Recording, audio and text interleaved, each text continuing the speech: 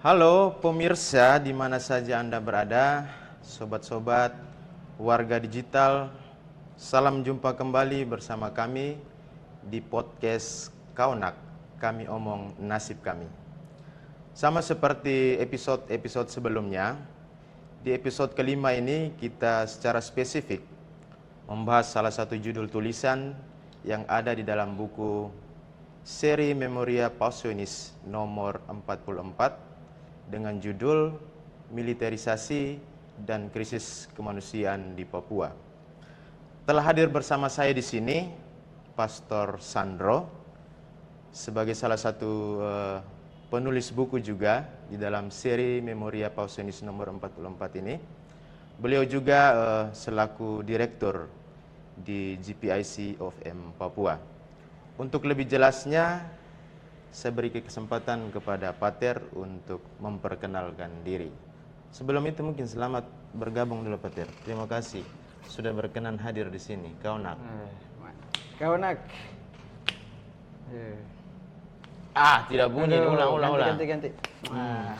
Itu maksudnya kaunak itu. Oh siap, betul. Kaunak itu salam, sebenarnya bahasa Lani lah, bahasa Dani. Untuk salam perdamaian. Salam perdamaian. Biasa di Papua biasa begitu. Iya. Hanya kalau di Papua waktu salam itu orang tidak bilang kaunak. Orang lebih Betul. sering bilang wah. Iya.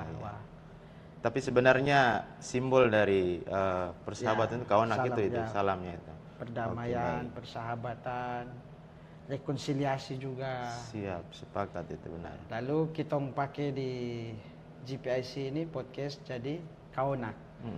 Jadi akronim toh. Iya. Jadi kami omong nasib kami. Enak kamu itu. Episode ke berapa baru kamu tidak tahu nih bagaimana Tidak ini. maksudnya tuh dari direktur langsung itu kan suara direktur itu kan lebih apa ya? Lebih kencang. Lebih kencang. Enak. Macam saya langsung haus begitu. Baik, Pater minum dulu baru itu kita cerita-cerita lagi. Ini tentang kita punya nasib di atas tanah ini. Sebelum kita membahas lebih jauh, ya mungkin juga ada kaitannya dengan tulisan yang Pater tulis dalam buku itu. Kira-kira Pater mungkin ceritakan sedikit. Ini pemirsa mereka ini kan pasti sangat membutuhkan informasi, insight. Karena bagi saya informasi tentang Papua di luar itu tidak begitu utuh. Di tengah dominasi narasi-narasi mainstream yang kadang meliput hal-hal timpang yang terjadi di atas tanah ini. Dan saya pikir mungkin ini kesempatan di podcast ini Pater mungkin bisa sampaikan kepada para pemirsa sekalian, kira-kira sebenarnya di Papua ini sedang terjadi apa sih akhir-akhir ini? Baik teman-teman hadir. Saya pikir saya tidak perlu perkenalan diri ya, kan tadi saya bilang saya nama tuh juga saya punya kerjanya. Kalau bicara tentang sebenarnya apa yang terjadi di Papua dalam peristiwa-peristiwa sepanjang tahun, khususnya di tahun 2026, itu GPIC of M Papua memilih tema militerisasi dan krisis kemanusiaan di Papua, yang sebenarnya juga diambil dari bagian pertama dari buku ini, yang kebetulan diulas oleh saya dan Yuli. Kenapa kemudian judul ini menjadi judul buku juga? Karena ini menjadi tema yang paling sering muncul dalam pencatatan kronik sepanjang tahun 2026 di Papua.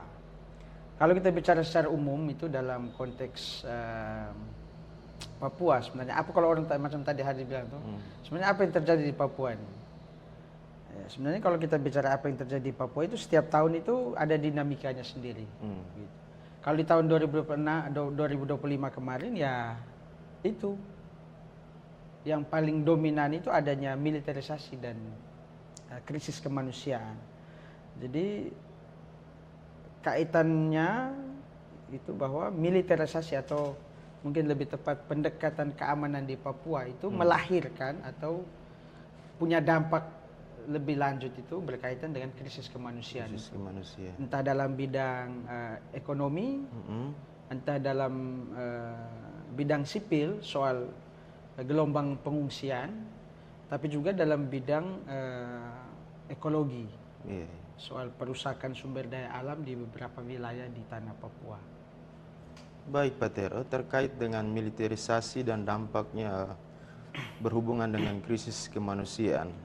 Nah, kita semua tahu bahwa militer itu kan sebagai bagian dari upaya untuk melakukan pendekatan keamanan, menjamin kehidupan warga sipil itu supaya tidak terjadi kerusuhan dan sebagainya, perang dan sebagainya. Tetapi justru di Papua kita melihat militerisasi ini justru berdampak yang negatif. Dan di satu sisi ini sifatnya berulang, punya pola yang sama, tidak bersifat insidental, tetapi ini ada semacam ada pola begitu. Kira-kira Pak Tero melihat seperti apa itu? Kalau kita bicara dalam kerangka umum, sebenarnya pendekatan pemerintah di Papua itu pendekatan pembangunan dan kesejahteraan. Atau kalau kita tambah tanda kurung di depan itu pemerataan. Pemerataan, ya. Pemerataan pembangunan dan kesejahteraan. Tetapi salah satu pola yang kemudian berulang dalam proses pendekatan pembangunan itu pola keamanan. Pendekatan pembangunan berbaju militer atau berbaju keamanan. Berbaju loreng lah biasa kita bilang tuh. Itu. Dan pola ini sebenarnya sudah banyak dikritik. Tidak hanya oleh lembaga pemerintah seperti LIPI atau yang sekarang dikenal sebagai BRIN, tapi juga oleh lembaga keagamaan di Papua, NGO dan juga masyarakat adat sendiri. Kenapa? Karena tadi yang kau ada sebut juga sebenarnya itu. Yang pertama karena masyarakat Papua itu punya pengalaman panjang dengan militer, dan pengalaman ini itu terutama pengalaman traumatis. Ya, mereka punya cerita-cerita lisan. Kalau kita tahu bersama itu di Papua itu 80% itu tradisinya tradisi lisan.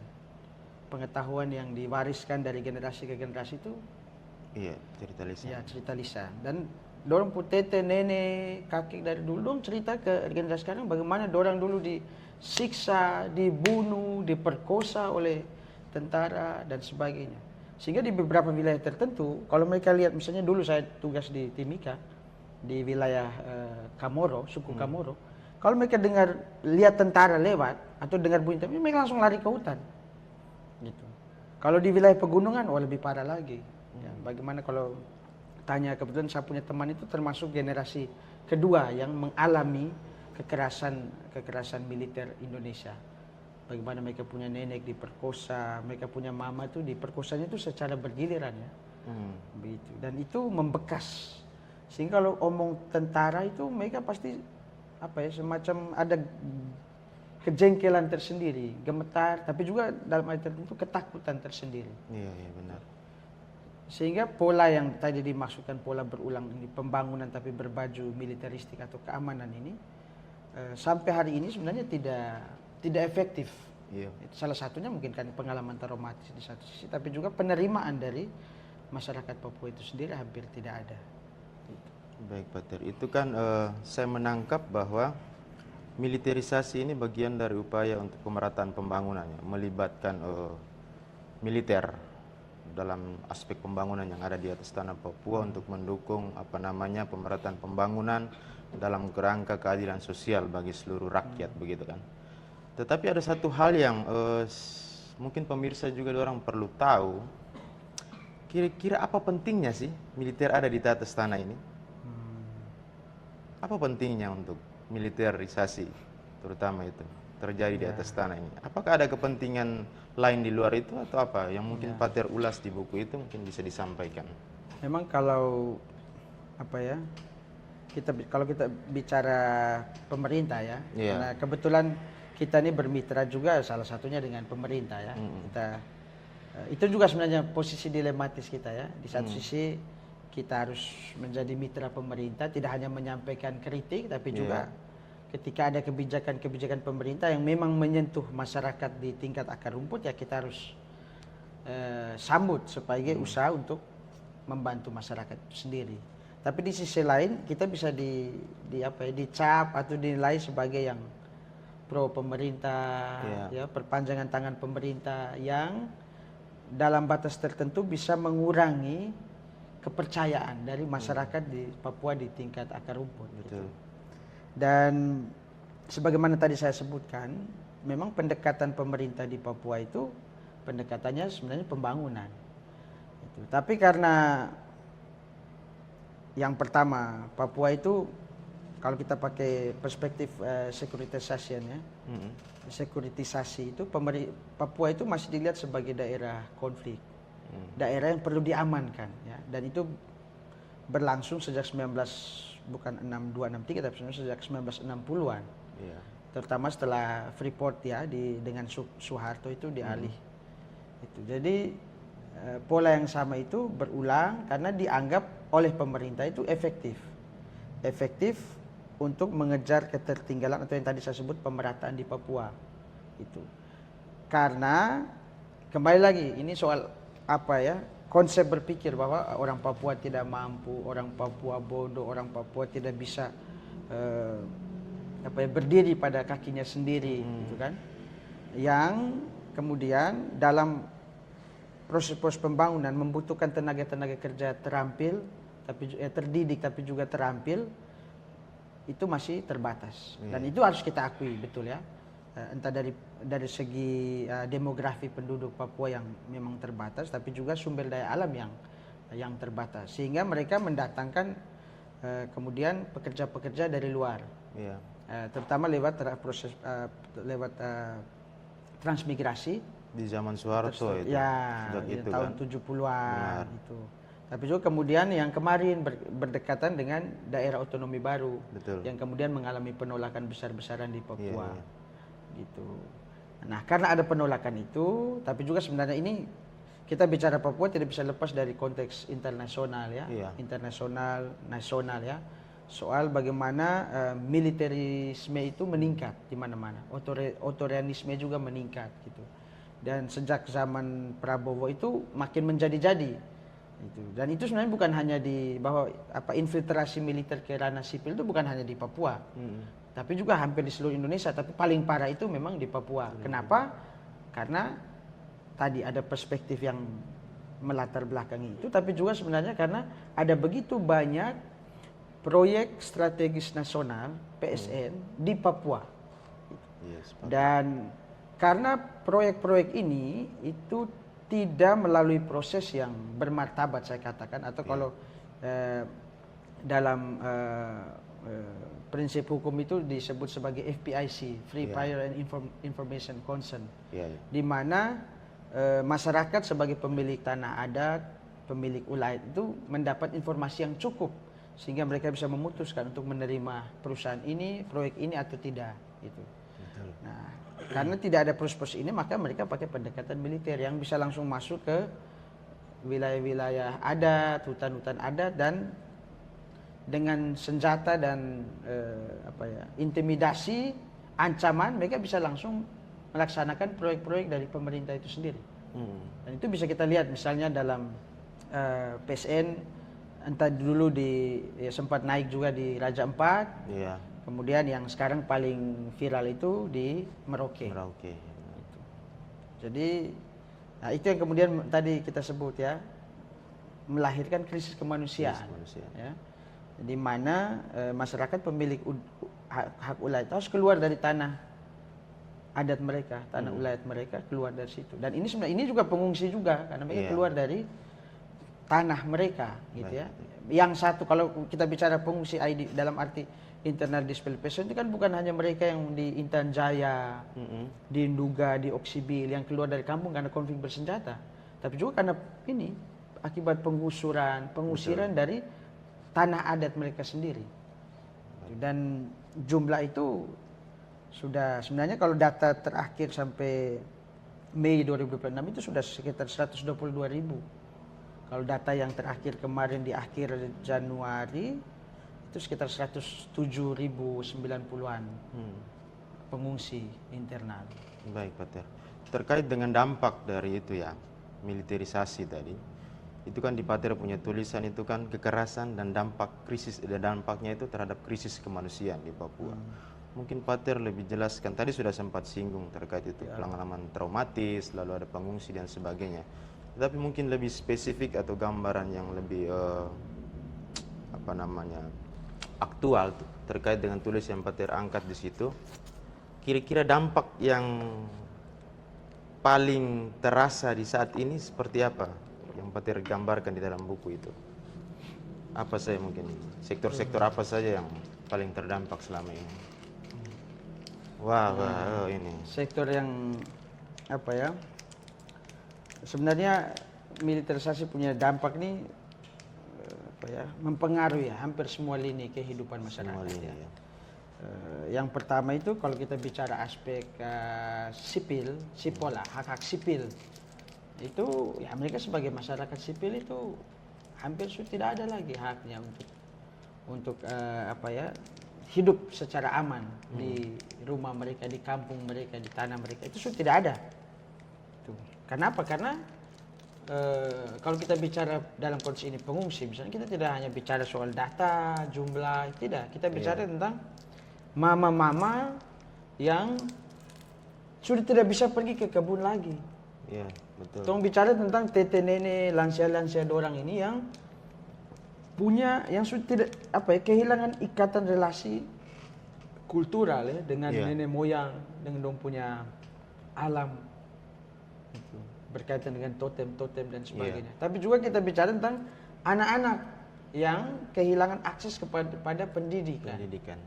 Kesehatan. Kenapa? Karena hampir semua kalau kita bicara rekrut IDPs pengungsi di Papua itu mereka lari karena konflik bersenjata. Dan masyarakat sipil ini berada di antara ketegangan antara militer polisi, TNI polisi dan TPNPB OPM. Iya. Jadi TPNPB OPM misalnya, mereka akan bakar fasilitas-fasilitas publik. Kenapa? Karena mereka pertama, mereka menolak pembangunan. Iya. Yang kedua, karena tempat-tempat fasilitas publik itu selalu dijadikan sebagai markas militer. Lalu anak-anak juga tidak bisa sekolah karena kalaupun tidak dibakar itu diokupasi oleh militer. Betul. Yang kalau kita bicara dalam perspektif hukum humaniter itu kan tidak boleh. Iya. Coba pergi saja misalnya di Maibra, itu mereka tentara tinggalnya tuh di YPPK, di sekolah Katolik. Betul. Tinggal di kantor distrik. Nah, belum lagi di Oksibil misalnya. Dan di tempat-tempat lain. Padahal sekolah-sekolah itu kan sebenarnya harusnya menjadi zona sipil yang netral. Ya, memang. Sekolah, puskesmas, rumah sakit, bahkan juga gereja, tidak boleh. Tapi karena tadi yang di awal kau bilang tuh, di awal kau bilang itu bahwa pemberitaan-pemberitaan ini hilang dari media-media mainstream di Indonesia, hingga dan dalam konteks Papua itu sebenarnya informasi atau berita entah yang dimuat di Cendrawasih Pos terutama atau di Jubi atau di media-media lain, sumber informasinya itu dari militer. Kau pergi ke sana mau tanya tentang kasus kecelakaan, kau mau tanya kasus penembakan di apa, yang kau bisa tanya itu polisi atau tentara. Itu. Dan dalam konteks ini berita yang harusnya cover both sides nih, dua pihak, bisa saja hanya satu pihak. Iya, benar. Makanya kita selalu muncul di berita kan karena tentara bilang yang bunuh itu OPM. Siapa yang bisa klarifikasi, verifikasi barang ini? Tidak ada. Tapi sementara nanti OPM dia bilang, tidak, yang bunuh itu tentara. Nah, begitu. Jadi memang efeknya itu semua lini kehidupan kena. Sipil, politik kena, dan paling parah sebenarnya itu berkaitan dengan hak-hak ekosop. Artinya soal pendidikan, kesehatan, akses kepada itu hampir persis tidak ada. Masyarakat tidak bisa pergi ke rumah sakit, dan masih banyak juga yang di hutan-hutan. Dan kalaupun misalnya di beberapa misalnya pengungsi Nduga yang ke Wamena atau yang dari Puncak yang lari ke Nabire atau ke Timika, itu kan mereka bahkan akses untuk rumah saja tidak ada. Karena mereka tinggal di rumah-rumah kerabat, kenalan gitu. Yang ya sudah pasti bikin apa ya, selain bikin membebani keluarga yang ada di situ juga, tapi juga membuat hidup mereka menjadi amat sangat sulit. Betul. Karena mereka punya relasi kedekatan dengan alam yang begitu intim ya. Berarti kalau saya boleh tarik ke belakang terkait dari tujuan dari militerisasi tadi, bahwa dalam kerangka untuk mendukung pemerataan pembangunan tadi, justru yang terjadi bukan pemerataan, malah tambah rusak. Dan yang paling terdampak bagi saya itu yang saya tangkap adalah pengungsi. Sudah berapa ribu tadi Pak tersebut tadi kan? Ya. Kalau akhir Mei ini sudah 122.000 lebih.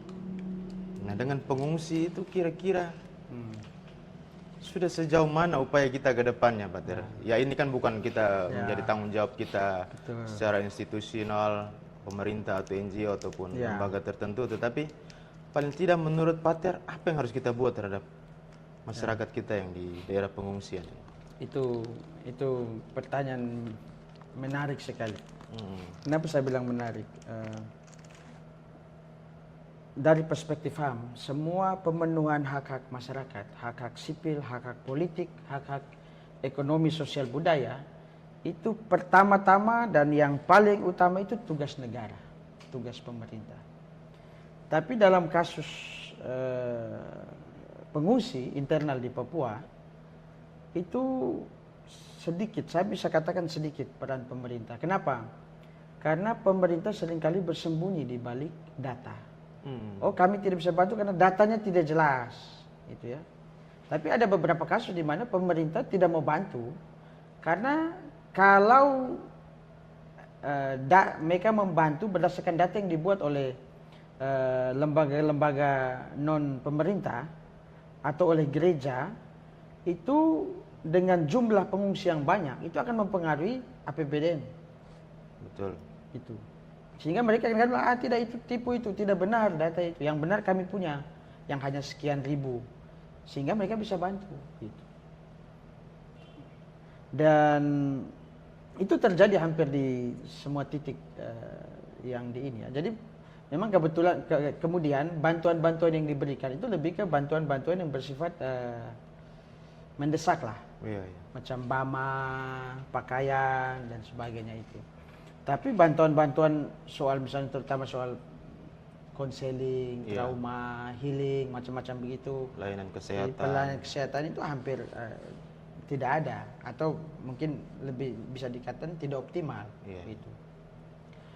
Dan paling banyak yang mengurus pengungsi di Papua ini itu paling banyak itu oleh lembaga keagamaan. Gitu. Beberapa waktu lalu kita coba galang bantuan di tingkat keuskupan Jayapura untuk bantu teman-teman di Oksibil, di Yahukimo, di Wamena gitu. Karena memang ketika kita mengangkat isu tentang pengungsi entah di tingkat internasional di nasional, sedikit sekali bantuan yang bantuan langsung ya. Tapi itu habis di meja-meja diskusi, cerita. Betul. Itu sebenarnya sama dengan seperti kita menjual isu Papua atau menjual orang Papua untuk mendapatkan bantuan. Tapi pada akhirnya juga tidak ada. Gitu. Maka kita tidak macam tong hanya omong-omong saja, tong bilang tong omong-omong saja. Makanya tong coba buat di tingkat lokal di Papua ini supaya kita jangan hanya omong-omong, tapi tong bikin apa yang tong bikin untuk para pengungsi ini, apa yang tong bikin untuk anak-anak. Dan itu teman-teman entah dari lembaga gereja maupun teman-teman dari LSM itu coba bergerak. Gitu. Ada teman-teman dokter tapal batas, ada gereja-gereja yang mengumpulkan Bama, Keuskupan Jayapura, tapi juga teman-teman gini. Lalu kita coba cari, terutama untuk bantu pembiayaan ya, karena kita di sini kan pesawat nih ke pedalaman mahal semua nih. Kalau ke Oksibil saja kirim bantuan, bayar pesawat 45 juta. Betul. Gitu. Jadi sudah misalnya bantuan makanan, obatan itu coba kita konsolidasi di tingkat lokal di Papua sini. Tapi kalau ada dari luar bisa bantu uang untuk bayar pesawat-pesawat ini lebih baik. Tapi kalau dari peran pemerintah ya ada, tapi paling tidak dari beberapa tempat camp-camp lah. Saya mau bilang camp juga terlalu bagus, tapi dari tempat pengungsi ini yang tersebarnya ada yang di hutan, ada yang di mereka bikin pondok-pondok, ada yang dong tinggal di rumah kerabat. Itu rata-rata masih minim. Baik, Pak Ter. Ini yang terakhir ini. Dengan semua cerita yang ada, situasi dan kondisi yang ada, mungkin satu hal yang perlu Pak Ter sampaikan semacam ajakan kepada para pemirsa begitu terkait dengan situasi terutama untuk saudara-saudara kita pengungsi ini, apa yang harus kita buat secara bersama begitu? Baik, yang pertama itu kepada pemerintah Indonesia. Saya pikir baik kalau supaya kita belajar dari pengalaman sejarah.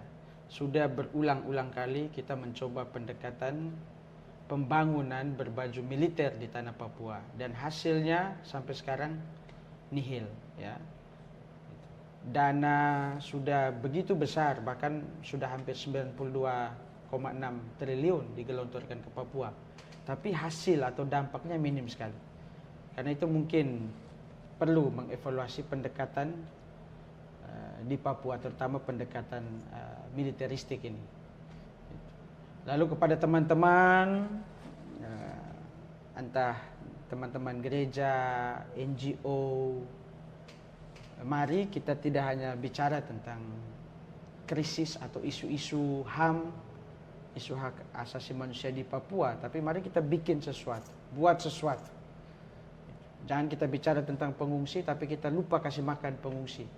Jangan kita bicara tentang pengungsi, tapi kita lupa kasih pulang dorang kembali ke dongpu rumah, ke dongpu kampung. Karena dorang sebenarnya tidak perlu bantuan dari kita.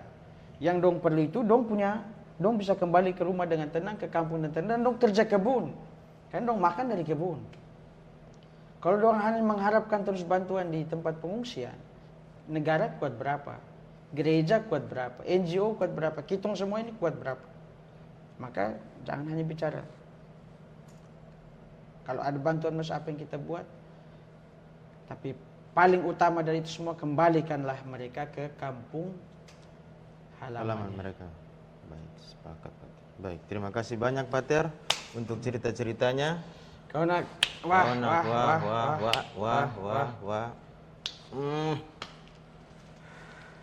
Baik, sobat-sobat Kaunak yang terkasih, demikian obrolan singkat kita terkait dengan salah satu isi buku seri Memoria Passionis nomor 44 tahun 2025 ini. Selanjutnya kita akan jumpa di episode selanjutnya. Sekian dan terima kasih.